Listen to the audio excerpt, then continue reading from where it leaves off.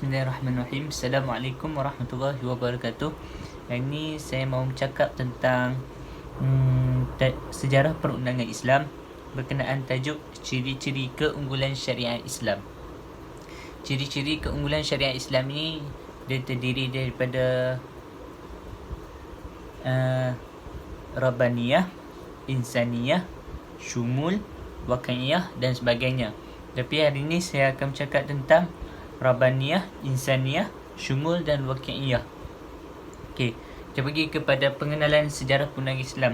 Sejarah perundangan Islam atau sejarah fiqhnya ialah ilmu yang mana membincangkan keadaan fiqh Islam mulai daripada zaman Rasulullah SAW dan zaman-zaman yang sesudahnya, dari segi pertumbuhan hukum-hukum, hal-hal yang berkaitan dengannya, serta menerangkan keadaan fuqaha mujtahidin dalam usaha untuk menetapkan hukum-hukum.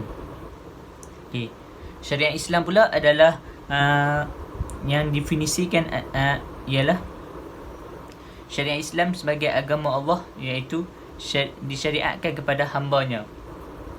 Syariat ini berasal daripada perkataan syara'a, yashra'u, yang artinya memulai, mengawali, memasuki dan memahami. Adapun juga membuat peraturan undang-undang. Syar'un ataupun syira'atan memiliki maksud yang sama, iaitu undang-undang hukum. Antara dalil yang terdapat dalam Al-Quran, A'udzubillahi minasyaitanirrajim, Bismillahirrahmanirrahim. Thumma ja'alnaka 'ala syari'atin minal amri fattabi'ha, iaitu maksudnya kemudian kami jadikan kamu berada di atas satu syariat dari urusan agama. Surah Al-Jathiyah ayat 18. Antara ciri-ciri keunggulan syariat Islam iaitu pembaikan akidah untuk membebaskan akal manusia dari cengkaman berhala, taklid ataupun khurafat, dan memperbaiki akidah untuk membebaskan akal manusia daripada pengaruh dan penyelewengan hawa nafsu. Okey, kita pergi ke poin yang pertama, iaitu Rabbaniyah. Apa itu Rabbaniyah? Iaitu ianya bersifat syariah Islam yang datang daripada Allah Subhanahu Wa Taala, iaitu yang terdiri daripada yang pertama matlamat dan hala tuju, hubungan yang baik dengan Allah Subhanahu Wa Taala untuk mencapai redha-Nya di akhirat.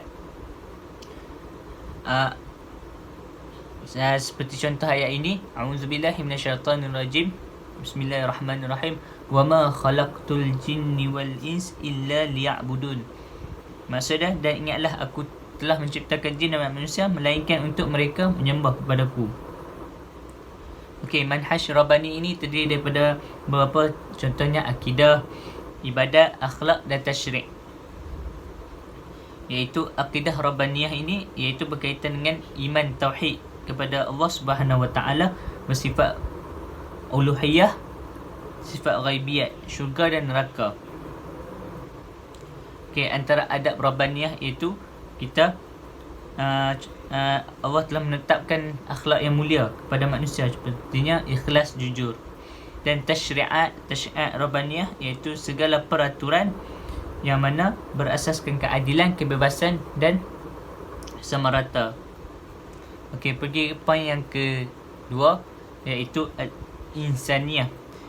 Insaniyah ini adalah bersifat kemanusiaan, iaitu membimbing dan memelihara sifat-sifat manusia ini agar terjaga daripada melakukan perkara-perkara yang buruk. Iaitu antara asas keinsanan dalam syariat, iaitu Islam ni menjadikan manusia ini sebagai khalifah di atas muka bumi ini, dan jadikan manusia ini terdiri daripada jasad, roh, akal, hati, kehendak dan perasaan. Iaitu pengiktirafan manusia ini iaitu bertebaran di muka bumi, melihat ciptaan Allah Subhanahu Wa Taala dan menyembah hanya kepada Allah Subhanahu Wa Taala, dan memikir dan meneliti akan ciptaannya. Okey, kita pergi ke poin nombor seterusnya, iaitu syumul. Iaitu ciri-ciri keunggulan yang berikutnya adalah syumul. iaitu Islam adalah merupakan agama yang syumul, iaitu merangkumi semua aspek kehidupan, daripada aspek ibadah, akhlak, ekonomi, politik mahupun kekeluargaan dan sebagainya. Contohnya, Allah Subhanahu Wa Taala berfirman, tidaklah kami tinggalkan sesuatu pun dalam kitab Al-Quran ini.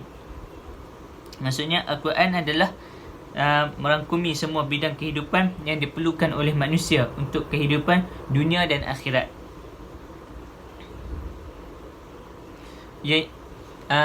Ianya juga menjadi risalah sepanjang zaman, mahupun sekalian alam dan sekalian manusia. Ia juga penting dalam peringkat kehidupan dan pada setiap peringkat kehidupan dan bidang kehidupan. Ianya terdiri daripada aspek akidah, iaitu bersifat ketuhanan, isu ketuhanan, ciptaan alam, ciptaan manusia, kenabian dan rasul. Pensyariatan, iaitu perundangan seperti amalan peribadi, urusan kekeluargaan, hubungan kemasyarakatan dan jenayah maupun perkahwinan itu juga ada. Okey, pergi ke poin seterusnya, iaitu waqi'iyah. Iaitu waqi'iyah ini bersifatkan dengan realiti dan kebenaran.